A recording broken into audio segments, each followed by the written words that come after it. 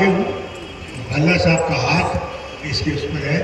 दोनों इस हल को चला रहे हैं कि इस रियासत का असली हाल जो था उसको ठीक कर सके, इसकी रियासत की इज्जत बहाल कर सके, यहाँ की गरीबी दूर कर सके। गरीबी बहुत सारी जो चिल्लाया करते थे, पूछते थे गैस की कीमत क्या है, वो कहते 400 रुपया सिलेंडर, डर जाते थे। फिर पूछते थे उनसे कि इनको जाना है कि काम होगा, इनको पता नहीं किसने लाया होगा, जाने दीजिए जा रहा है। अब मेरी बात सुनिए। उसके बाद पार्लियामेंट में किए गए कि आपने फौज उड़ी से यहां क्यों मोड़ी, मगर वो लोग जो चिल्लाने वाले और बोलने वाले थे वो समझ नहीं थे।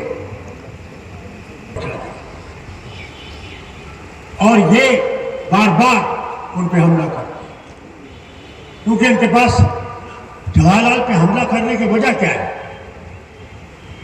क्योंकि ये एक जमात थी, एक तरफ से इंडियन मुस्लिम लीग थी जो मुसलमान मुल्क चाहती थी, दूसरी तरफ संघ थी जिसका बीजेपी एक हिस्सा आज बीजेपी है, वो चाहते थे हिंदू हिंदुस्तान।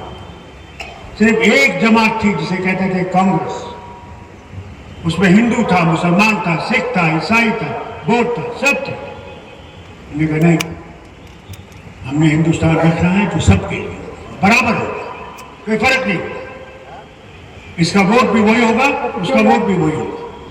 कभी ये नहीं सोचा कि हमने बांटना है लोगों, मुसलमान, सिख, ईसाई की बुनियादें मजबूत हो। आज हो क्या रहा है? क्या कहते हैं? कहते हैं अगर तूने कोई संपत्ति दाल के डब्बे में भी रखी होगी, उसमें भी एक्सरे लगाया जाएगा अगर ये इंडियन अलायंस आ गई।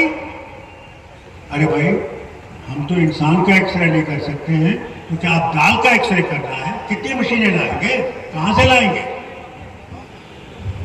और चौथी बात क्या कहते हैं? कहते हैं इस औरत को डराने के लिए जो सबसे बड़ी वोटर है और जो हिंदू औरत होती है, उसका जब शादी होती है तो उसके यहाँ मंगलसूत्र लगता है।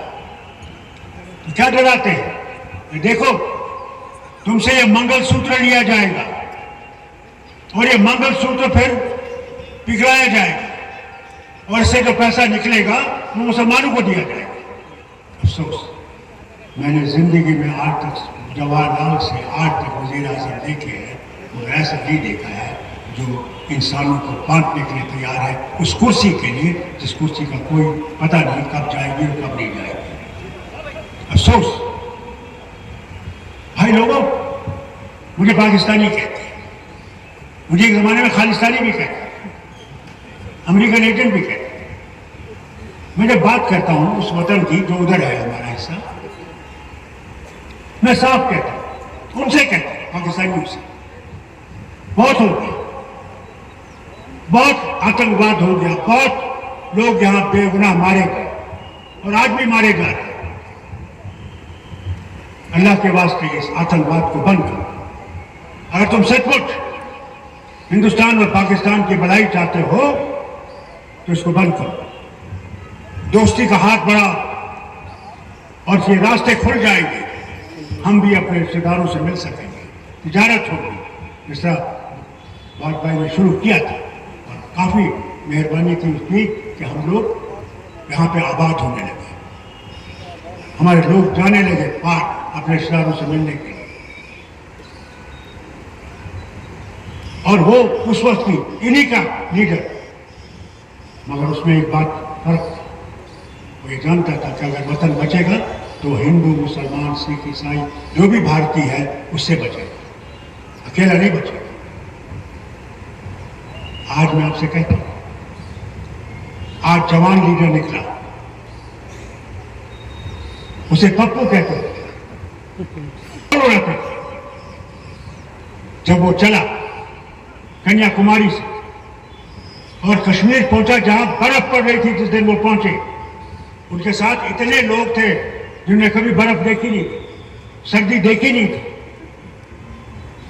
मगर मुल्क को जोड़ने के लिए, मुल्क में ये नफरत के जो बीज डाल रहे हैं उसको मिटाने के लिए फिर इसने आसाम से शुरू, आराम से रह सकता है, कोई फिक्र नहीं होती, मगर फिक्र किस बात की थी कि मेरा भी एक फर्ज है और मुझे उस फर्ज को पूरा करना जो मेरे खानदान का फर्ज था। बाप को मुर्दा देखा, इंदिरा गांधी उसको मुर्दा देखा वतन के, मगर निकला,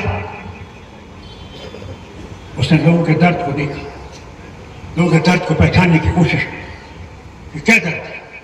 दिल्ली में बैठ के नहीं हो सकता, जब तक इंसान के वहां पहुंचे उससे बैठे नहीं, उससे बात नहीं करे, उससे पूछे,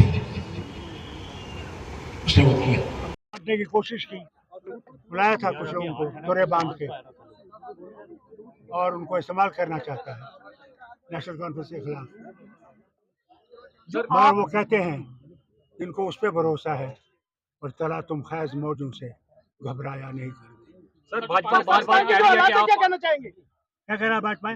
सर जिस तरह से भाजपा कह रही है कि फारूक अब्दुल्ला जो है वो पाकिस्तान मैं तो पाकिस्तानी पहले भी ये कहते थे, आज कोई नई बात है, वो जो हमारे साथ है वो भी कहते थे, तो सर मगर फारूक अब्दुल्ला तो हिंदुस्तान में ही है, वहाँ मुझे पाकिस्तान के जो हालात हैं, वहाँ उसको क्या जिंदा ही कहना वो चाहेंगे? नोट्स देंगे।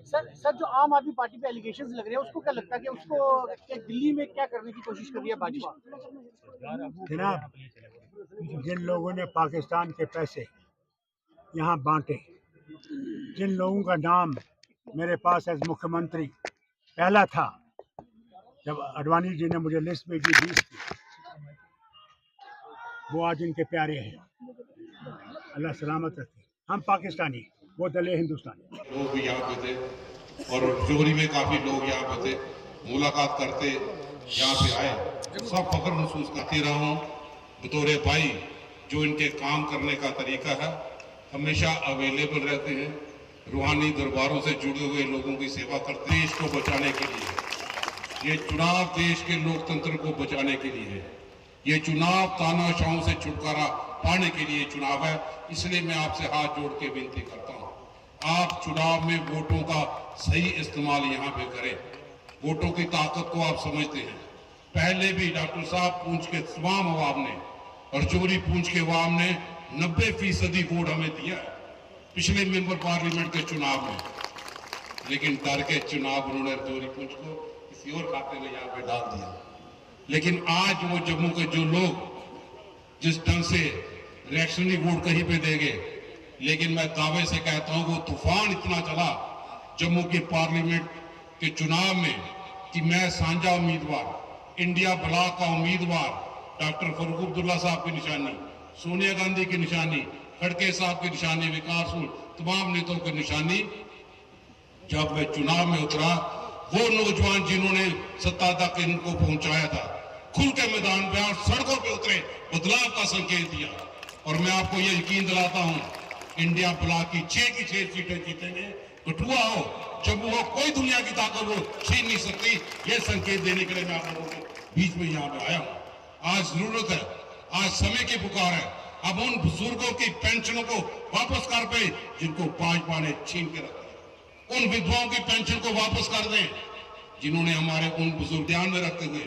चुनाव का दौर है, मैं एहसास करता हूं डॉक्टर साहब, ये 10 बजे 10:30 बजे के बाद ये लोग अभी तक बैठे हैं, ये दिल से आपको प्यार करते हैं, ये संकेत देते हैं कि बदलाव देने में जोहरी पूंछ कहीं पे भी कसर नहीं छोड़ेगा, बढ़ते कदमों को आगे ले जाएगा, आपको मंजिल तक पहुंचाएगा और इंडिया ब्लॉक की 6 की 6 सीटें जीत के हिंदुस्तान में वो तख्त को पलटा देगा। क्योंकि आज लोगों को याद है कि 2014 में 2019 में ये नहीं आते, अगर सत्यपाल मलिक का बयान पहले आता कि पुलवामा के शहीदों को जहाज देते तो पुलवामा को शहीदों के नाम पे ये शहादत की सियासत ना करते।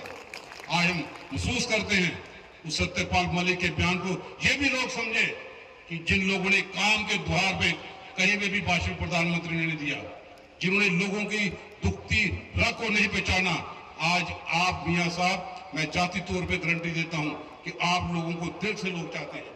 डॉक्टर फारूक अब्दुल्ला साहब जम्मू में हमारे कैंपेन कर लिए चले गए, हमारा फार्म भरवाया, ये दिखा दिया कि इंडिया ब्लॉक के अंदर कोई किसी किस्म की कुताही बर्दाश्त नहीं की जाएगी। अब मिलजुल के यहाँ पे चलेंगे, वापस ना जाएं, हल के निशान में ही वो हाथ का निशान है। हमें मिलजुल के इस कारवां को आगे बढ़ाना है, अपनी रियासत का दर्जा फौरी तौर पे लेना है ताकि हम असेंबली के चुनाव की मांग को दोबारा करा लें। वो हक हमारा है। क्या आप डॉक्टर, इंजीनियर और सीए बनने के सपने को सच करने के लिए तैयार हैं? तो संदीपनी गुरुकुल कौंतरपुर में आपका स्वागत है। आईआईटी बॉम्बे से math teacher Nitesh sir, gold medalist, dental surgeon, biology teacher doctor Usha ma'am, ex Aakash and Narayana, chemistry teacher Satnam sir और एक्सन academy plus educator Lalit sir आपके NEET, IIT JEE, CA foundation और UPSC फाउंडेशन की तैयारी के लिए विशेष कक्षाएं प्रदान करते हैं। रेजिडेंशियल छात्रों की सुविधा के लिए 24 घंटे doctor, AC hostel, 5 star cafe और सर्वोत्तम शिक्षक उपलब्ध है।